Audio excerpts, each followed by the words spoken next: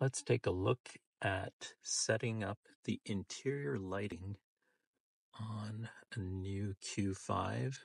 This would also work on A4, Q5, let's see, Q4 e-tron.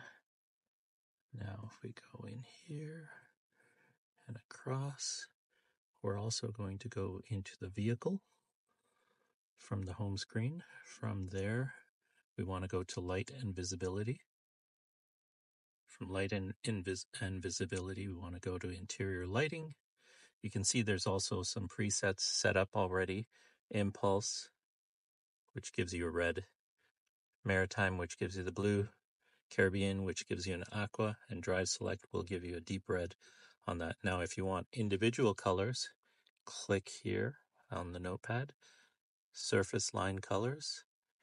You have 30 colors to choose from on that. So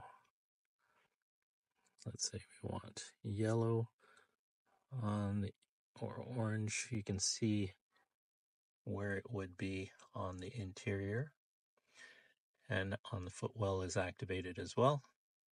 Brightness, it's all the way at 100% there.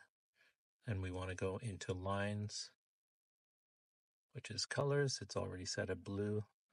Let's change it to say red there, and you can see the difference.